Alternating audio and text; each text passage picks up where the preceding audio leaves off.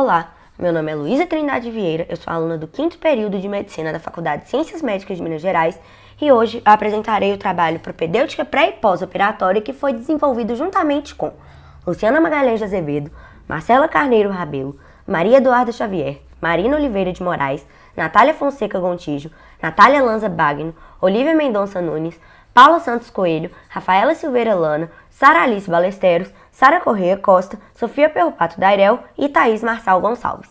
Esse trabalho foi proposto pelo professor Luiz Henrique Diniz para a disciplina de Propedêutica Médica Avançada. Eu falarei um pouco sobre a fase pré-operatória e a discussão da fase pós-operatória será realizada pela Maria Eduarda Xavier. Bom, para introduzir o trabalho, é sempre bom lembrar que o pré-operatório se inicia no momento da consulta clínica da indicação cirúrgica, sendo que o que interferirá nos exames solicitados e no que será feito por cada paciente como preparo dependerá da particularidade de cada procedimento e das comorbidades do paciente que serão submetidos à cirurgia.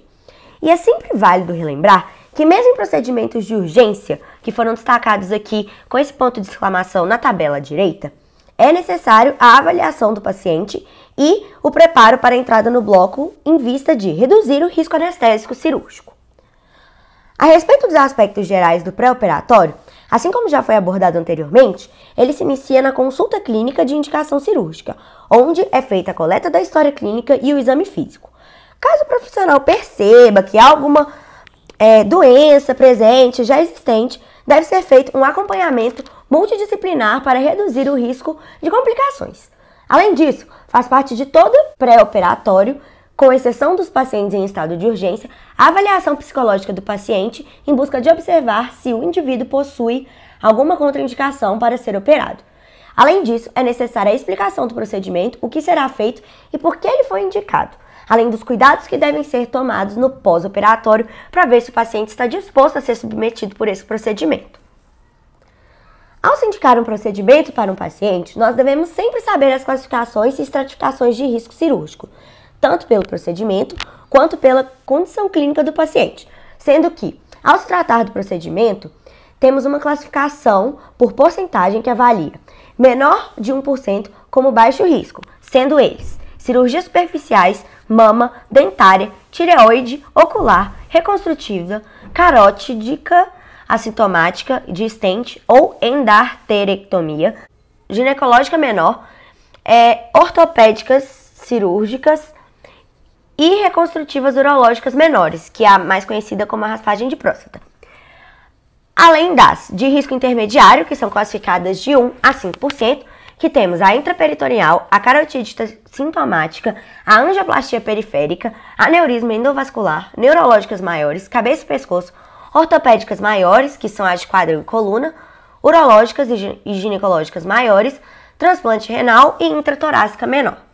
E as de alto risco, que o risco de complicação é de igual ou maior a 5%, que são de aórtica e vascular maior, amputação, revascularização e tromboembolectomia, duodeno-pancreática, hepática e ductobiliar, esofagectomia intestinal, ressecção adrenal, cistectomia, pneumotomia, transplante pulmonar ou hepático. Já se tratando das condições clínicas do paciente, temos dois scores para mensuração de riscos. O ASA, que ainda hoje é amplamente utilizado na avaliação pré-operatória, sendo que ela classifica o paciente conforme seu estado clínico geral a partir da presença ou ausência de doenças sistêmicas, e a escala vai de 1 a 6, sendo ASA 1, paciente sadio, sem alterações orgânicas, e a mortalidade perioperatória varia de 0,06% a 0,08%. ASA 2, que é um paciente com alterações sistêmicas leves ou moderadas e que a mortalidade perioperatória em porcentagem varia de 0,27% até 0,47%. O ASA 3, que é o paciente com alterações sistêmicas grave com limitação funcional, que a mortalidade perioperatória em porcentagem varia de 1,8% a 4,4%. O ASA 4, que é um paciente com alteração sistêmica grave que apresenta risco de vida, que a mortalidade em porcentagem perioperatória varia de 7,8% a 23,5%, e o ASA 5, paciente moribundo que não é esperado sobreviver sem cirurgia, e a mortalidade perioperatória varia de 9,5% a 51%.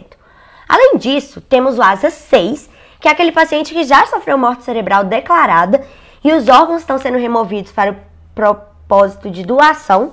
E, além disso, é sempre bom relembrar que deve-se acrescentar a letra E em qualquer classe para cirurgias de emergências. Ou seja, pode ser um paciente ASA 1 que, se a cirurgia for de emergência ou urgência, deve ser adicionada a letra E na frente de sua classificação.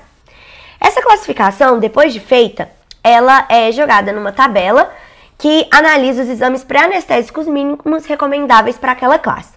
Então, por exemplo, o ASA 1, em pacientes menores de 50 anos, ele deve fazer hemoglobina total.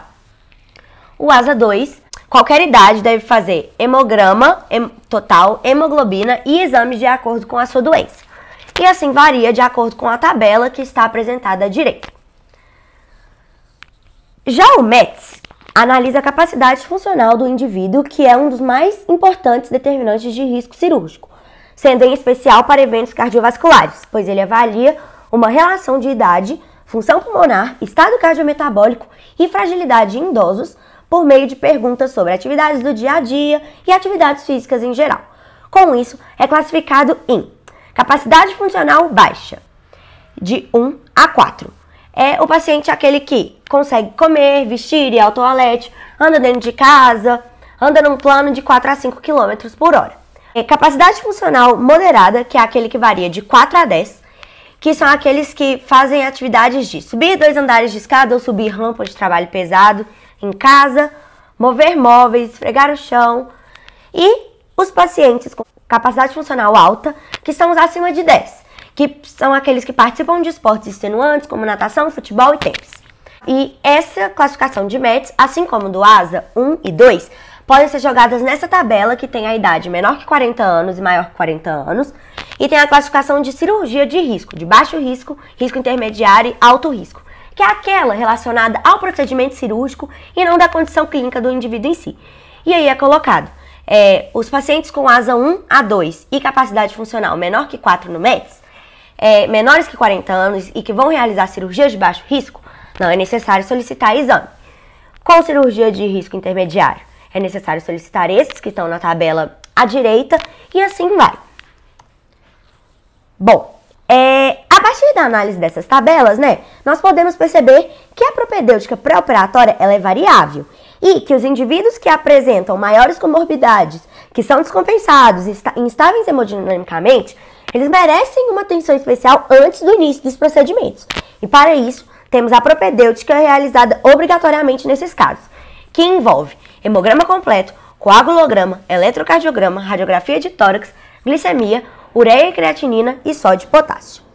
Além disso, é válido ressaltar que, atualmente, segundo o ASA, nós devemos buscar reduzir os custos pré-operatórios por meio de uma anamnese e exame físico bem realizados, buscando possíveis alterações e somente em casos positivos para essas alterações orgânicas que devem ser solicitados exames complementares. Mas sabe-se que com a presença desses recursos que realizam uma avaliação mais profunda da saúde do paciente, os profissionais hoje em dia preferem prevenir de possíveis intercorrências, realizando esse pré-operatório aqui destacado à direita desse círculo, que seria apenas para pacientes com alterações, mas para prevenir possíveis intercorrências. No momento perioperatório e pós-operatório, os médicos têm o costume de fazer essa propedêutica obrigatória. Para iniciar o estudo e condições mais específicas, vamos falar sobre a hipertensão arterial sistêmica, que é uma doença de base para o surgimento de outras comorbidades e de lesões em órgãos-alvos, e por isso devem ser buscados sinais de isquemia coronariana e principalmente de disfunção ventricular por meio do ecocardiograma. Além disso, deve ser buscada hipocalemia diante do frequente uso de diuréticos como tratamento da hipertensão. Além disso, ao se falar do diabetes, podemos dizer que deve ser realizada a análise de hemoglobina glicosilada, pois seu valor reflete a média dos níveis glicêmicos de 3 a 4 meses anteriores, sendo um bom indicador de controle glicêmico a longo prazo, além de testes de glicemia em jejum. Além disso, gente, é sempre importante destacar que o médico ele deve saber qual é o tipo de diabetes do paciente que está sendo submetido ao procedimento, porque pacientes com diabetes mellitus tipo 1 necessitam de insulina exógena, sendo fundamental a reposição no pré-operatório.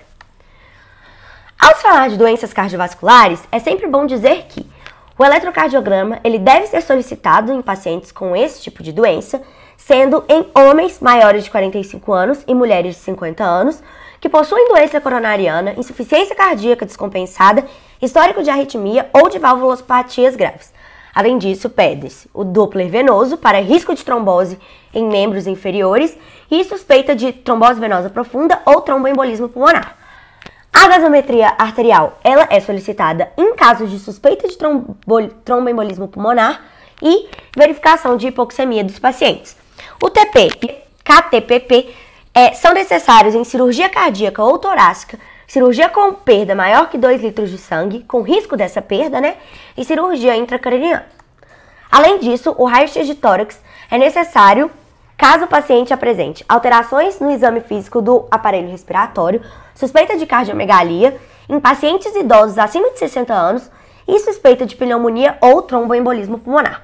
O dímero D, que é relacionado à coagulação sanguínea, e ecocardiograma para suspeita de endocardite, tromboembolismo pulmonar e alterações valvares. A indicação para dosagem de marcadores renais. Controle da diurese, urina rotina, depuração de creatinina, indicação de TC, ultrassonografia, ressonância magnética, hemograma completo e eletrólitos, como sódio e potássio, são indicados apenas para quadros de transplante renal, hidronefrose e insuficiência renal. Além disso, as doenças hepáticas, elas têm 2 indicações específicas para cirurgias. A classificação de exame pré-operatório depende do MELD, que é uma calculadora que marca creatinina sérica, bilirrubina total e RNI, e elas são indicadas para cirurgias de emergência ou urgência, colocistite, pancreatite, aneurisma de veia porta, que dificultam a realização de pré-operatório específico. Ou seja, o MELD é uma calculadora score. Ela classifica o risco do paciente de ter algum evento, alguma intercorrência durante o procedimento cirúrgico. E por que essas cirurgias de emergência e urgência que são indicadas a classificação do MELD, a utilização desse score? Bom, nesses procedimentos o paciente está grave, ele não tem como fazer outros exames pré-operatórios antes de entrar no bloco cirúrgico. Então é feita essa classificação para o médico saber com que tipo de paciente ele está lidando. Além disso, nos quadros de coledocolitíase, insuficiência hepática, hepatomegalia, cirrose hepática e tumores hepáticos, são indicadas as dosagens de função hepática, de marcadores de função hepática, que são o TGO, TGP, FA e gama-GT, além de bilirrubina direta ou indireta, dosagem de proteínas plasmáticas, hemograma completo, coagulograma, que envolve dímero D, RNI, TP, KTPP, plaquetas e vitamina K, indicação para pacientes com cirurgia de doença hepática crônica e cirurgias emergenciais. Temos os exames de imagem, que são as tomografias computadorizadas, a ultrassonografia e a ressonância magnética. Além disso, deve ser feita biópsia quando há hipótese de tumor. Para a indicação de exames em doenças pulmonares, os mais solicitados nos quadros pulmonares visam a prevenção de doenças no pós-operatório. A complicação mais comum pós-operatória é a atelectasia pulmonar. E para evitar isso, são solicitados radiografia de tórax, tomografia computadorizada, prova de função pulmonar, sendo a espirometria, que é aquele exame que calcula a capacidade de inspiração e expiração do indivíduo, e principalmente uma avaliação clínica especializada. Assim como nos outros procedimentos, é necessária a avaliação clínica, o exame físico do paciente, mas nesse caso é necessário mandar o paciente para um pneumologista. A função pulmonar ela é solicitada apenas em quadros em que não se identifica patologia pulmonar ou em cirurgias de redução pulmonar. O pré-operatório da cirurgia bariátrica em si. É válido relembrar que o paciente que faz cirurgia bariátrica, ele já tem diversos acometimentos sistêmicos associados, como diabetes, dislipidemias, doenças cardiovasculares, hipertensão arterial e muitas vezes lesões em outros órgãos-alvo. E é um paciente obeso, né, gente? Então o preparo físico e emocional do paciente exige um maior cuidado e observação do paciente, e a cirurgia não é indicada caso o paciente não esteja preparado para o extenso pós-operatório, pois sabe-se que a bariátrica ela é só o início de um tratamento. O tratamento ele é contínuo e prolongado. Envolve a cirurgia, os cuidados pós-operatórios, dietas feitas posteriormente, extensos exames de check-up anuais, que devem ser feitos para avaliar função do paciente, absorção do paciente, enfim. E é sempre bom relembrar que o tratamento cirúrgico ele não é a primeira indicação nunca na bariátrica. Primeiro, é necessário solicitar que o paciente mude de hábitos alimentares, faça atividades físicas e tente a medicação. Só que é válido dizer também que na maioria dos casos, esse tratamento cirúrgico, ele não cirúrgico, né, o tratamento clínico, não tem muito êxito. Porque por se tratar de um paciente obeso, ele tem doença, ele tem compulsão alimentar muitas vezes, ele precisa de comer porque ele tem mais fome, tem dislipidemia, tem diabetes associado. Então, normalmente o paciente acaba optando e os médicos acabam optando pelo tratamento cirúrgico. Bom, os critérios de indicação cirúrgica são pacientes entre 16 e 65 anos, com IMC e associação com comorbidades, sendo que essa associação com comorbidades, o paciente ele tende a ir como paciente indicado primeiramente do que aquele que não tem comorbidade, ele é preferência na fila. Tempo mínimo da doença variando de 2 a 5 anos, ou seja, não é um paciente que se tornou obeso agora que poderá fazer a cirurgia bariátrica, ele deve ter um tempo de doença aí, né, um tempo de doença prévio que varia de 2 a 5 anos, presença de doenças associadas e doenças secundárias à obesidade. Síndrome metabólica, diabetes tipo 2, resistência periférica à insulina associada ao aumento de IMC, como eu disse, eles são fatores que colocam o paciente como preferência para a realização da cirurgia bariátrica. O IMC, ele é o principal fator para indicação de cirurgia bariátrica, sendo que os critérios são IMC acima de 40 quilos por metro quadrado, sendo a obesidade grau 3, sem presença de comorbidades. O IMC entre 35 e 40 kg por metro quadrado é o segundo caso de indicação, que é a obesidade grau 2, apenas com presença de comorbidades, que esses pacientes realizam a cirurgia. Eles não realizam a cirurgia apenas na presença da obesidade grau 2. Eles precisam de ter alguma comorbidade para ser indicação para cirurgia. E IMC entre 30 e 35 kg por metro quadrado, que é a obesidade grau 1, sendo que essa cirurgia só pode ser feita em pacientes que apresentam comorbidades que tenham obrigatoriamente a classificação grave. Mas sabe-se que esse terceiro caso de indicação por IMC é muito falho, visto que alguns médicos, com essa cultura da estética hoje em dia, alguns médicos acabam dando diagnóstico de obesidade grave, doença grave, para um paciente obesidade grau 1, para que ele faça a cirurgia sem a indicação correta. Porque hoje em dia a indústria de bariátrica, a cirurgia bariátrica acabou virando uma indústria que é uma cirurgia comprada e de estética. Então, em muitos casos, essas cirurgias, elas não são indicadas de maneira correta. Essa terceira indicação, que é a da obesidade grau 1 com presença de comorbidade que tem obrigatoriamente a classificação grave. Por essa classificação grave ser feita por algum profissional de saúde. As contraindicações. Pacientes com limitação intelectual significativa, ou seja, aqueles que não entendem que o tratamento bariátrico é contínuo, porque assim como eu informei anteriormente, a bariátrica é só o início de um longo tratamento, que envolve bariátrica, cuidados pós-operatórios, depois dos cuidados pós-operatórios, mantimento de hábitos saudáveis, alimentação saudável e realização de exames de check-ups contínuos para marcar saúde do indivíduo mesmo, para avaliar a absorção de nutrientes, para avaliar anemia, entre outros fatores.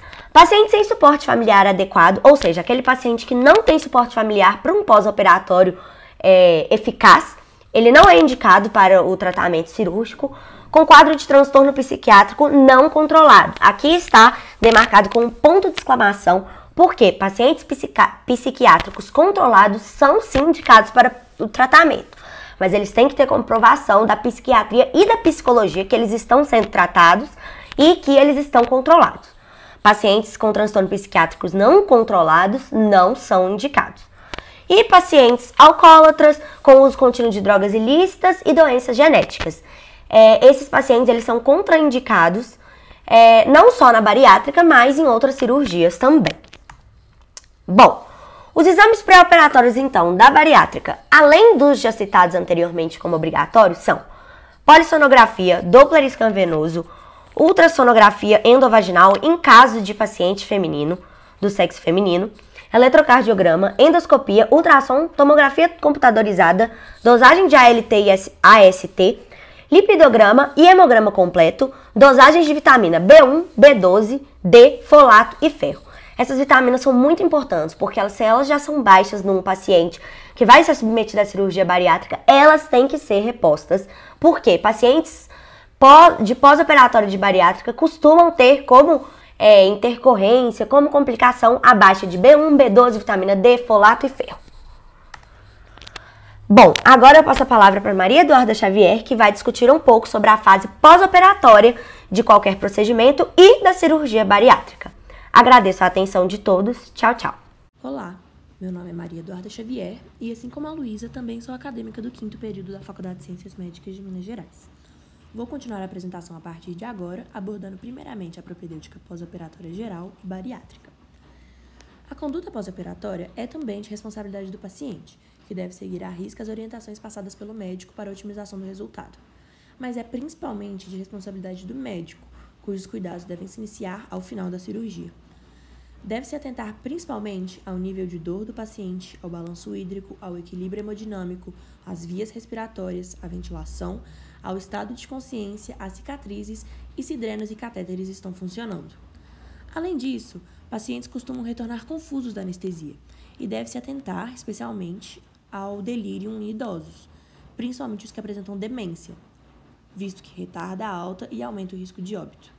Em casos como esse, se deve avaliar a oxigenação e suspender fármacos não essenciais.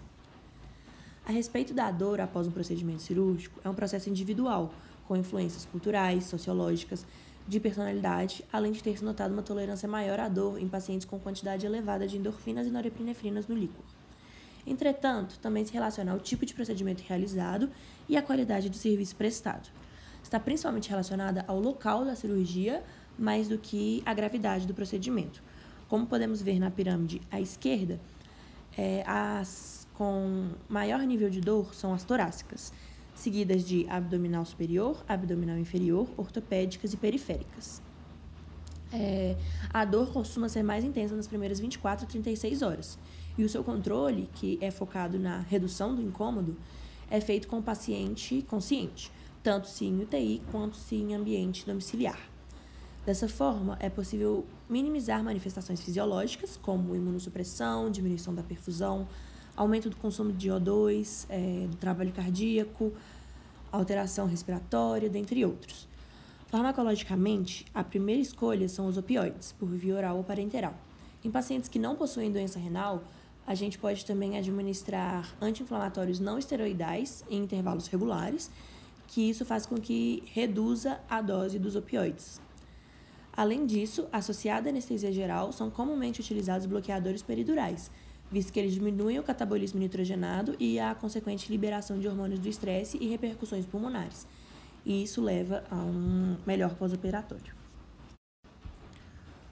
O tratamento de cada ferida é individualizado de acordo com o paciente e com o procedimento, mas, no geral, os curativos estéreis colocados na sala de cirurgia são retirados após 24 a 48 horas, a menos que ocorra uma infecção, E após a remoção, o local deve ser verificado 2 vezes ao dia. No caso de infecção, a ferida deve ser explorada e pode ser indicada drenagem, no caso de abscessos, ou a administração de antibiótico sistêmico. Os métodos de fechamento, como suturas e grampos cutâneos, permanecem por pelo menos 7 dias, mas isso varia de acordo com o local e com o paciente. A cirurgia é considerada fator de risco para o desenvolvimento de trombose venosa profunda, visto que é um procedimento que aumenta a coagulabilidade e requer uma imobilização prolongada. Então, já na sala de cirurgia, ou até antes, a profilaxia já começa a ser aplicada. Além dessa profilaxia, a heparina também é utilizada logo após a cirurgia, quando o risco de sangramento diminui. Então, não necessariamente vai ser logo após a cirurgia. É avaliado individualmente para cada paciente. E também é importante a movimentação dos membros sempre que possível.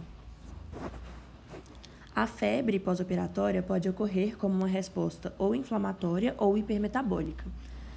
E é importante, caso o paciente apresente febre, investigar a causa, porque pode ser causada por outras coisas que são graves, como pneumonia, trombose venosa profunda, infecções de trato urinário ou infecções na ferida.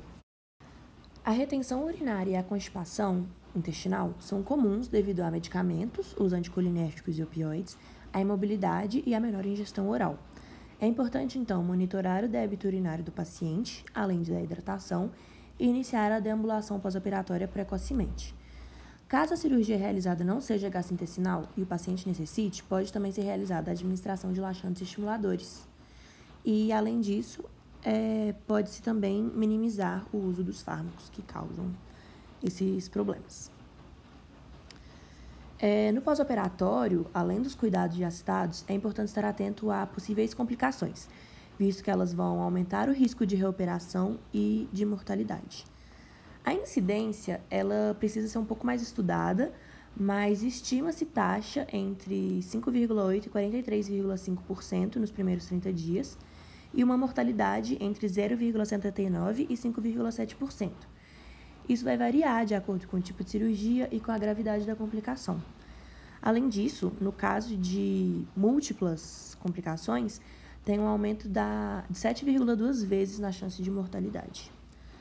Em relação ao tempo, elas podem ser classificadas como imediatas, quando surgem nas primeiras 24 horas, mediatas, quando surgem até o 7º dia, e tardias, que é quando ocorre depois da retirada dos pontos da alta hospitalar definitiva. As complicações gerais são aquelas que podem ocorrer em todos os pacientes operados. E hemorragia, atelectasia e embolia pulmonar são os principais exemplos, além da insuficiência renal aguda, que ocorre com frequência também. A hemorragia geralmente ocorre por ruptura de ligadura ou hemostasia deficiente, e a sua repercussão clínica vai variar de acordo com o tipo de sangramento, o calibre do vaso, a quantidade de sangue perdido, etc. Ela pode causar hipovolemia, que inclusive pode gerar um choque hemorrágico, e isso coloca a vida do paciente em risco. Então, ela deve ser precocemente diagnosticada e tratada. A atelectasia é a complicação pulmonar mais comum no pós-operatório, e ela geralmente surge nas primeiras 48 horas. Ela vai gerar uma clínica de taquipneia, taquicardia e febre. E quando ela fica persistente, pode levar à pneumonia. Isso faz com que o paciente também apresente calafrios, febre elevada, dor pleurítica e tosse com expectoração. A embolia pulmonar é a principal complicação pós-operatória em cardiopatas, idosos, obesos, pacientes com histórico de evento trombolítico, com insuficiência venosa periférica, em uso de anticoncepcional, após cirurgias pélvicas e de colo do fêmur, ou quando o paciente permanece imobilizado por um longo período de tempo. É causada principalmente pelo estado de hipercoagulabilidade sanguínea que normalmente ocorre no pós-operatório. As complicações específicas são relacionadas ao órgão específico que foi operado e a sua frequência é relacionada à afecção clínica, ao tipo de anestesia, ao grau de injúria e aos cuidados pós-operatórios. Além disso, pacientes desnutridos, anêmicos e imunodeprimidos apresentam a evolução pós-operatória rodeada pelo risco dessas complicações. Em relação a tipo de cirurgia, depois da laparotomia, o abdômen agudo cirúrgico e o trauma abdominal são os que apresentam maior porcentagem de infecção cirúrgica. As cirurgias oncóticas também, especialmente em idosos, estão relacionadas a complicações de frequência elevada. E hipertensão arterial sistêmica e diabetes mellitus também acarretam nas complicações mais frequentes e graves. Sintomas e sinais isolados que apresentam o início de uma síndrome são, além da dor e da febre que já foram citadas, a cefaleia, que pode estar principalmente relacionada à raquianestesia, e após pesquisa, se você exclui outros fatores etiológicos que podem estar levando a essa cefaleia, ela deve ser tratada com reposição volêmica generosa e reposição endovenosa. Tem a dispneia também, que pode significar uma pneumopatia aguda ou início de uma complicação cardíaca. Tem a pirose, que está relacionada principalmente a refluxo gastroesofágico ou presença de catéter nasogástrico. E o vômito, que é habitual nas primeiras horas de pós-operatória, principalmente se ocorre uma realimentação oral precoce. E, além disso, é sempre importante, antes da gente administrar um antiemético, por exemplo, a gente pensar que pode estar tendo uma obstrução mecânica do tubo digestivo. Então, é importante investigar. Em relação à cirurgia bariátrica, a Luísa já citou que é indicada seguindo alguns critérios, como, por exemplo, o IMC, além também do paciente não possuir doenças endócrinas específicas. Para que seja possível falar sobre o pós-operatório da cirurgia bariátrica, é importante explicar primeiro a fisiopatologia da obesidade e as suas particularidades, porque só dessa forma que a gente consegue fornecer ao paciente o melhor tratamento e suporte intensivo e clínico. A obesidade é um estado inflamatório crônico que diminui a capacidade metabólica e imunológica do paciente. Ela vai cursar com algumas complicações. Hipercoagulabilidade, que é essa que está aqui no centro do slide, que vai ocorrer devido a uma alteração na concentração de fibrinogênio e do inibidor do ativador de plasminogênio 1. Essa alteração e inativação vão diminuir a quantidade de antitombina 3 e uma consequência disso vai ser a fibrinólise, que vai levar ao quadro. Além disso, nós temos alterações metabólicas, como a resistência insulínica, que vai levar à hiperinsulinemia.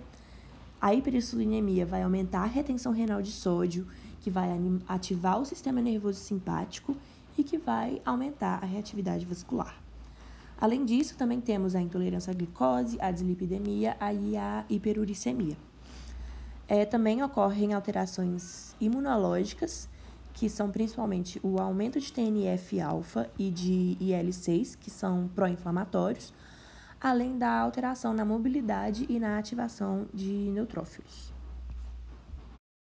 Existem alguns pontos de atenção no pós-operatório da cirurgia bariátrica, principalmente devido ao fato que pacientes obesos estão mais sujeitos a complicações pulmonares, cardiovasculares, eventos trombóticos, além de possuírem difícil acesso venoso central devido a uma anatomia distorcida e necessidades nutricionais diferentes de outros pacientes. O primeiro ponto é a farmacologia. Pacientes obesos sem insuficiência renal costumam ter taxa de filtração glomerular elevada, o que aumenta a depuração de fármacos de excreção renal. Por isso, somado aos fatores que predispõem à falência renal, é essencial o cálculo da depuração de creatinina pela urina no pós-operatório.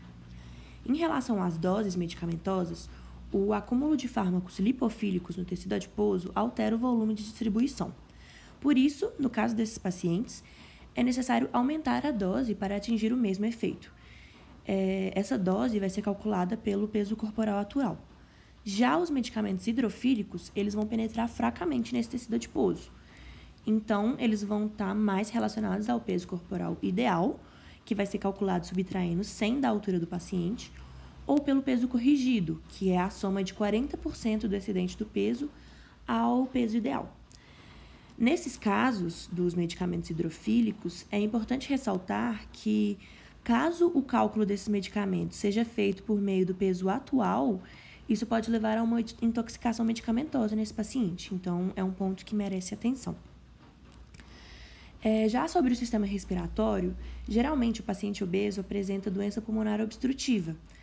E isso pode ocorrer devido ao maior volume de sangue pulmonar, à espessura da parede torácica ou ao diafragma, que geralmente vai se encontrar em posição anormal. Com isso, a produção de CO2 vai estar aumentada e a capacidade vital e volume minuto vão estar diminuídas nesses pacientes.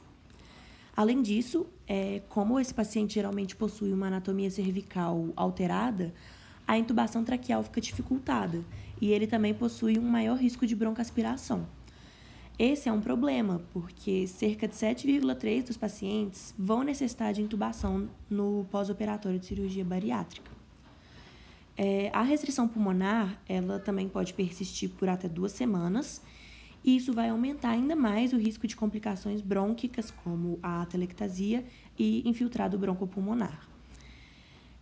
Com isso, é importante dizer, então, que o paciente bariátrico ele vai se beneficiar com a fisioterapia respiratória por CPAP, que é pressão positiva intermitente, porque essa fisioterapia ela vai restaurar a capacidade funcional residual, vai aumentar a oxigenação e vai melhorar a potência muscular do paciente. Então, isso vai ajudar ele no pós-operatório. Sobre a questão cardiovascular, o ponto principal de preocupação é o fato que o sobrepeso vai causar uma pré- e uma pós-carga elevadas, porque vai ter um aumento da volemia, vai ter um aumento dos níveis de renina, de aldosterona, de mineralocorticoides e de catecolaminas. E isso pode levar a hipercinesia, hipertrofia miocárdica e disfunção diastólica. Isso vai aumentar o trabalho cardíaco e, por isso, no caso de suspeita de instabilidade hemodinâmica no pós-operatório, é indicado monitorar a pressão arterial desse paciente, mas é importante monitorá-la por meio de catéter arterial, que é a PIA, que vai ser uma medida que vai ser constante e ela é mais fidedigna que as não invasivas, ela é mais exata. Sobre a nutrição, no geral, a gente pode falar que existem 2 tipos de cirurgias bariátricas, as restritivas e as mal absortivas. Os procedimentos mal absortivos são os que necessitam maior atenção, sendo que o que requer maior de todos é o bypass gástrico em Y de Hooks, porque ele vai envolver fundo, corpo, antro gástrico, além de duodeno e jejuno. As necessidades vão variar de acordo com o grau de restrição e de mal absorção, principalmente que, às vezes, os procedimentos realizados podem misturar essas duas. Pode ser tanto restritivo quanto mal absortivo. Mas o que se deve atentar, principalmente, é a deficiência de B12, a anemia e a deficiência de cálcio e de folato, além de outras vitaminas. A deficiência de B12 ela vai se dar devido à impossibilidade de ligação dela com o fator intrínseco, que ele vai se encontrar no estômago. A anemia vai se dar tanto pela falta da B12, quanto pela dificuldade da conversão do ferro de sua forma ferrosa em férrica, que é mais facilmente absorvida, que também seria feita no estômago. Por isso, não só no pós-operatório imediato, mas durante toda a vida do paciente, é necessário um acompanhamento nutricional e podendo, inclusive, ser necessária a reposição de nutrientes. Além disso, são necessárias também modificações na dieta do paciente, que vão perdurar por um longo período de tempo. Vai se iniciar com uma dieta líquida, que, nesse caso, é importante você prestar atenção à síndrome de dumping, que é uma resposta fisiológica a açúcares simples, e ela vai fazer com que, pelo poder osmótico e pela liberação da insulina, crie tremores, sudorese, mal-estar, taquicardia e diarreia intensa no paciente. 1 a 2 semanas depois, vai se iniciar a introdução de alimentos pastosos e 1 mês depois vai começar uma dieta leve que vai perdurar durante o resto da vida do paciente. Como dito anteriormente, a obesidade é um dos fatores de risco para eventos trombolíticos. E isso se soma ao risco já existente de pacientes submetidos a cirurgias, que então se torna um ponto que demanda muita atenção. Geralmente, a trombose ou evento trombolítico vai ocorrer mais ou menos 5 dias após a cirurgia, mas isso pode variar, ocorrendo até 21 dias depois. A profilaxia vai ser a mesma do que para pacientes submetidos a outras cirurgias. Vai começar na cirurgia, durante a cirurgia, e pode ser iniciada a heparina depois. Por fim, temos complicações como rabdomiólise e insuficiência renal. A rabdomiólise é uma complicação rara que vai ser causada pela compressão prolongada dos músculos durante a cirurgia. Os principais fatores de risco vai ser a diabetes mellitus e o IMC elevados. Seu tratamento ele é feito com hidratação vigorosa e manitol, e sua prevenção pode ser feita por diversas atitudes, como o posicionamento da mesa cirúrgica, a redução do tempo operatório e uma avaliação criteriosa durante o pós-operatório. Outra complicação comum, que acontece em cerca de 50% de pacientes no pós-operatório de cirurgia bariátrica, é a insuficiência renal aguda, que vai ocorrer devido à hipovolemia, à oclusão tubular, à acidose e o aumento de radicais livres. Ela geralmente vai voltar ao normal. Agora eu vou apresentar o caso clínico que foi elaborado pelo grupo. Identificação. Paciente MRP, sexo feminino, de 32 anos, casada, natural e procedente de Belo Horizonte, Minas Gerais, secretária e católica. Chega ao pronto atendimento com queixa principal de fraqueza e dor no corpo. Ao realizar a anamnese, descobrimos que a paciente procurou atendimento no Hospital Universitário de Ciências Médicas há 10 dias, acompanhada do esposo, que ajudou na condução da anamnese.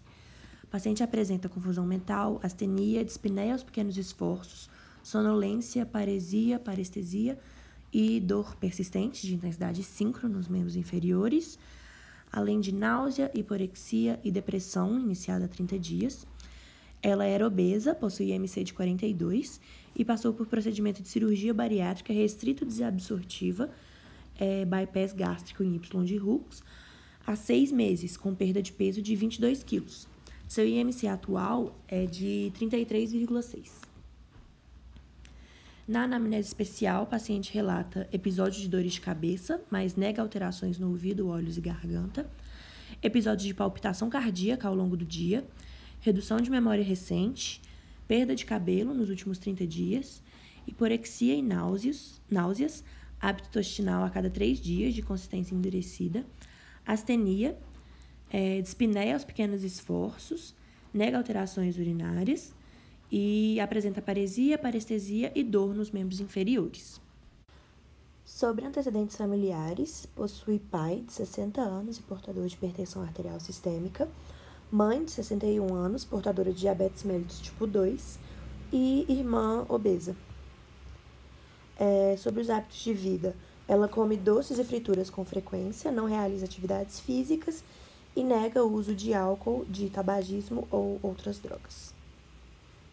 No exame físico, sua frequência cardíaca está de 119 batimentos por minuto, frequência respiratória de 24 incursões respiratórias por minuto, saturação de O2 96% em ar ambiente, temperatura axilar de 36,5, pressão arterial de 110 por 70.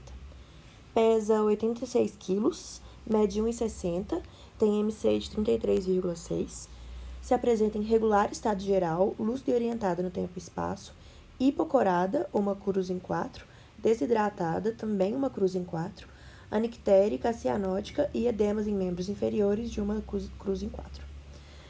Seus linfonodos cervicais não são palpáveis e tem presença de nistagmo horizontal.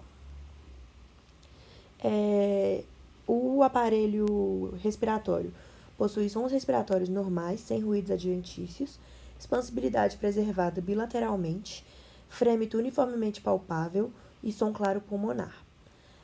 Aparelho cardiovascular. Possui ritmo cardíaco regular com aumento da frequência, bulhas normorrítmicas e normofonéticas em 2 tempos, sem sopros, pulsos radiais cheios e simétricos, perfusão capilar menor que 3 segundos, ausência de turgência jugular patológica. Seu abdômen é globoso, flácido, com ruídos hidroaéreos presentes e fisiológicos, sem dor à palpação profunda, sem massa ou visceromegalias palpáveis. Apresenta tretaparesia de membros inferiores. Nos exames laboratoriais e complementares, foi solicitado um ETC de crânio, que estava com achados normais, e no hemograma, seu TGO, TGP, FA, gama-GT, albumina, bilirrubina total e direta, creatinina, hemoglobina, vitamina B12 e cálcio estavam todos dentro dos valores de referência. A vitamina B1 estava abaixo dos valores de referência.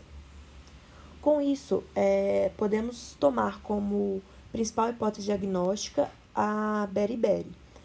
Ela vai ocorrer frequentemente em pacientes submetidos à cirurgia bariátrica. Beriberi é uma doença frequente em pacientes que realizam cirurgia bariátrica, sendo considerada uma complicação por síndrome desabsortiva, ou seja, ela é causada pela deficiência nutricional e por dificuldade de absorção de vitamina B1, também conhecida como tiamina. A B1 ela é responsável por ajudar na produção de energia e no metabolismo de alimentos, mais especificamente de carboidratos. E os seus sintomas vão se relacionar com o caso da paciente, porque vai ocorrer fadiga, fraqueza, diminuição dos níveis de energia, mal-estar generalizado, perda de apetite, insônia, irritabilidade, nervosismo, cãibras, palpitação, intestino preso, inchaço nas pernas, problemas de memória, dificuldade respiratória e problemas cardíacos. Logo, a conduta deve ser a reposição venosa de tiamina e depois por via oral até a recuperação completa. E a evolução vai ser uma melhora da confusão mental, uma melhora parcial da paresia e de dor nos membros inferiores, e a paciente também apresentou hipotonia e tinha dificuldade ao ortostatismo. Bom, essa foi a nossa apresentação. Aqui estão as nossas referências. Muito obrigada.